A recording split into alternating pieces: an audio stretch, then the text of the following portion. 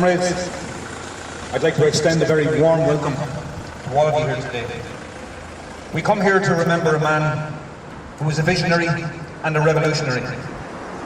A man whose actions spoke as loudly as his words. And a man whose words inspired the citizens' army to rise up, and whose words brought fear and loathing in equal measure from the exploited class. A class that would ultimately secure his murder at the hands of a British firing squad. Today in Ireland, there are those who claim to represent the legacy of James Connolly. And today in this state, such men and women sit in government and at the top tables of trade unions. And they see no contradiction whatsoever in whispering Connolly's name while presiding over the plunder of our natural resources. They see no contradiction in the provision of soup kitchens for our people while they partake in the shameful theft of our nation's wealth at the behest of the EU and IMF. They take food from our mouths while going on gorging on the spoils of their electoral mandate. A mandate secured through lies and deception.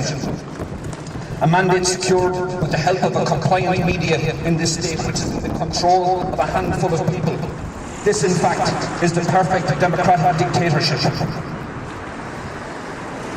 And of course, it shouldn't go without saying that those who claim the legacy of Connolly in this state are helped by a handful of compliant eunuchs in the trade union movement, people who have voluntarily castrated themselves over the past 30 years and who have failed to represent the interests of workers and their families. Shame on them. Connolly foretold the fate of the working class when he castigated the cute horrors of capitalism, and Irishmen who want a free Ireland but simply wanted to replace the British exploiter with the exact same type of exploitation except under a green flag. Writing in the Workers' Republic in 1899, James Connolly wrote the following, with some hint of sarcasm, let me say. "Let us free Ireland," said the patriot who won't touch socialism. "Let us all join together and crush the brutal Saxon. Let us all join together, all creeds and classes." And, said the worker, "after we have crushed the Saxon and freed Ireland, what will we do?" "Ah, well, then you can go back to your slums the same as before." Oh, for liberty. And then, says the agricultural workers, "after we have freed Ireland, what then?" "Well, you can go back to scraping around for the landlord's rent or the moneylender's interest the same as before." Way for liberty. "After Ireland is free," says the patriot who won't touch socialism, "we will protect all classes. If you won't pay your rent, though, you'll be evicted just the same as now."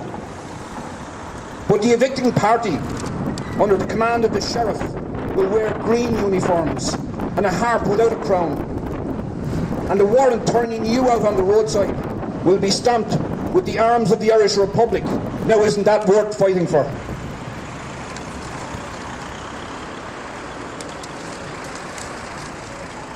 And when you cannot find employment and giving up the struggle of life in despair, you enter the poorhouse.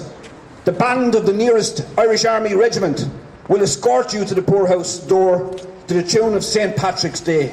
"Ought to be nice to live in those days," said Connolly. The irony of millionaires driving around this town in cars that would cost the average family who depend on social welfare the equivalent of 3 or 4 years' wage, whilst at the same time proclaiming themselves followers of Connolly, has not been lost on many of us here today. The shame that has epitomised the Irish Labour Party will not go away and should never be forgotten by the Irish people. Our main speaker here today was fighting the cause of Republican socialism before many of us were even born. His contribution to that cause is far greater than he will ever admit. He was born a witness to the murder of a great comrade and member of Wicklow County Council, Seamus Costello, and he has witnessed firsthand, as did Connolly himself, the nature of the exploiting employer in his role as an organiser with the Independent Workers' Union. Can I ask you here today to give a loud Wexford welcome to our main speaker, Sean Doyle.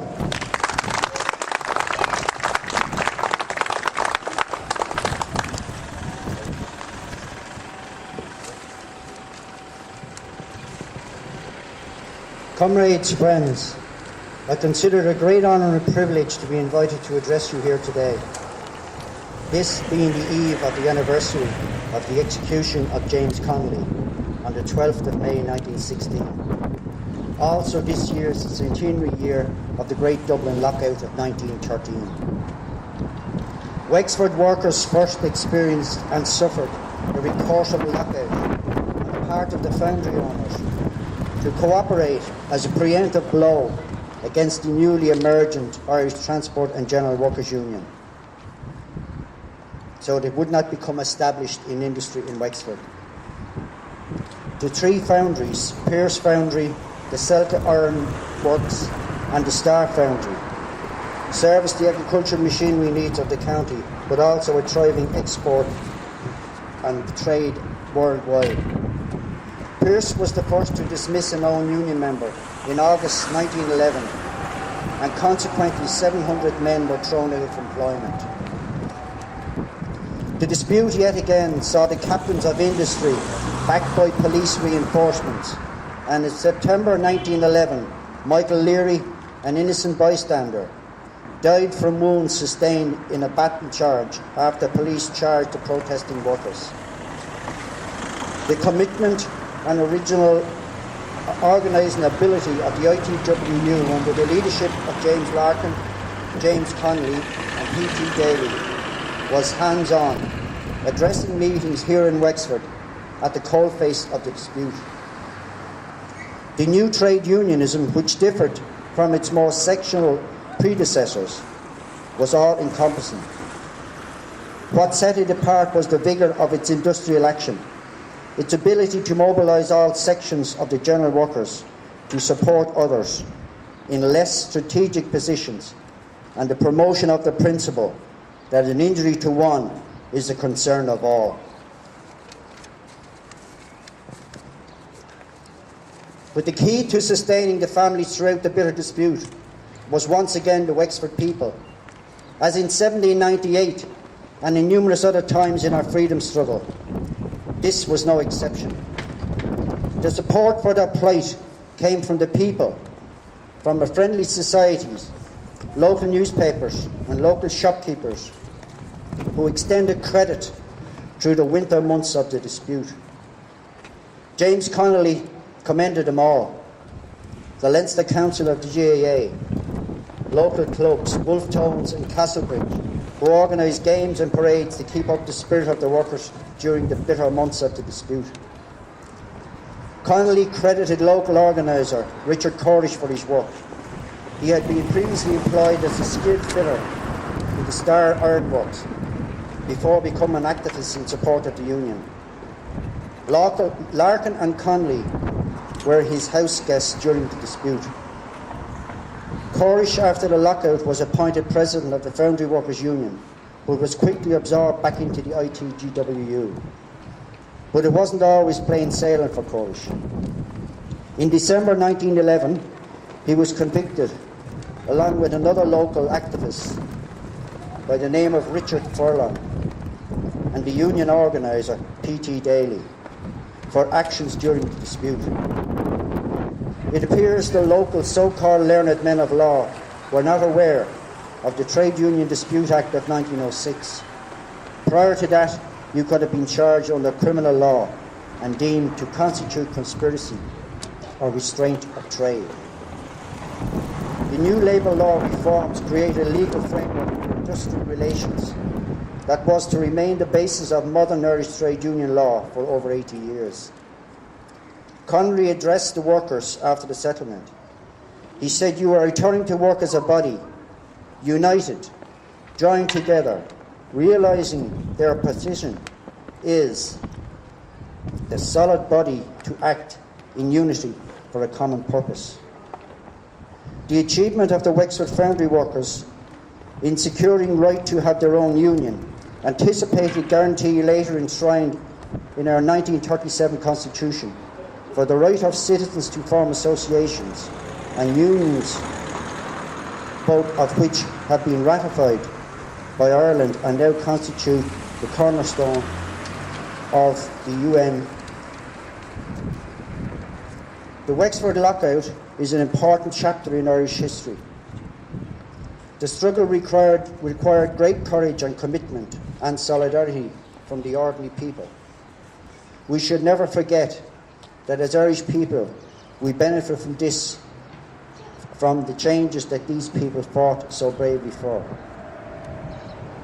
Connolly and Larkin brought their talents and the Wexford experience back to bear in Dublin during the 1913 lockout against fierce opposition from William Martin Murphy, who owned the Dublin Tram Company and other businesses, and a considerable amount of the slum tenements that the workers had to live in. He, like the Foundry workers, organised a federation of businesses in an attempt to crush the new trade unionism. They orchestrated brutal attacks on the union. It was relentless. Such was the severity of the Metropolitan Police and the RIC and the paid lackeys of Dublin commerce that Connolly and Larkin deemed it essential to protect the union and form the Irish Citizens' Army. Connolly, true to his word, when an opportunity to strike a blow against a foreign tyrant presented in the 1916 Rising, and he was not found wanting. When Connolly was captured and his comrades during the 1916 Rising, while the British were deliberating as to what to do, the Dublin Chamber of Commerce were insisting he'd be executed. It was an opportunity for native capitalists and the British business partners to make sure any threat to their financial arrangements between 1916 and 1922 were eliminated. No socialist threat, only gambins to assume aspirations of power. Just as in 1847 trade continued, food was being exported from our ports while people died in ditches of hunger. Connolly nailed it when he said, "Providence brought the blight, Britain created the famine." Fast forward to the events of poverty in Ireland today. When the Troika introduced austerity, that was a declaration of economic war, affirming that ordinary people would be forced to pay the gambling debts of the banks, bondholders and speculators.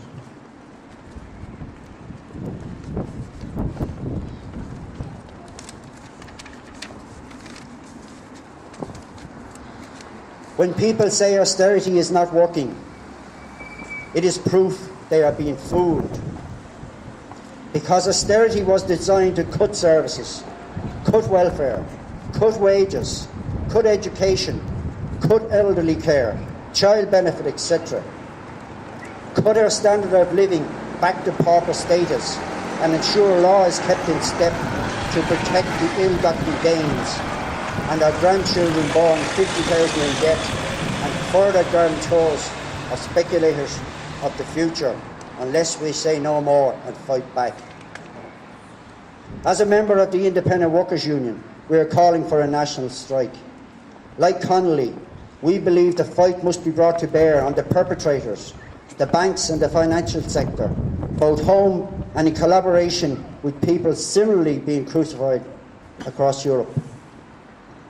We must not let history recount us as the willing slaves and placement of our children in continued servitude to the robber barons of Europe. The Troika, they have drawn the battle lines.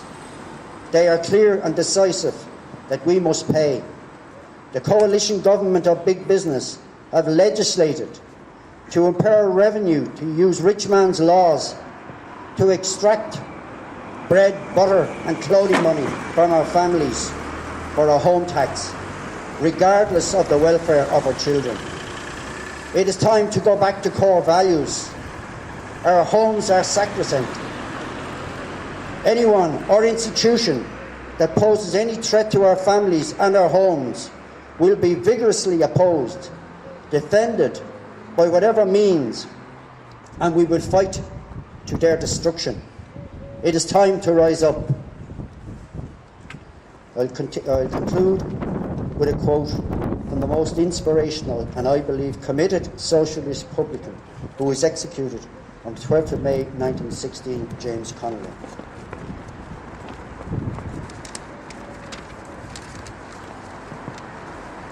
Ireland, as distinct from her people, is nothing to me. And the man who is bubbling over with love and enthusiasm for Ireland can yet pass unmoved through our streets and witness all the wrong and suffering, the shame and the degradation brought upon the people of Ireland, aye, brought by Irishmen upon Irishmen and women, without burning to end it, is, in my opinion, a fraud and a liar in his heart, no matter how he says he loves the combination of elements. He is pleased to cause Ireland. Thank you.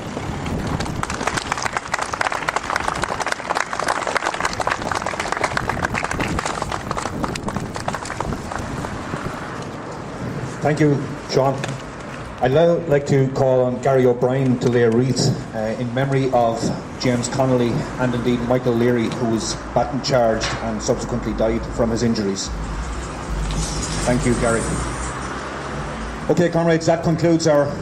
Somebody is on our side here today. That concludes our ceremony here today, and thank you very much for it. It's been fantastic.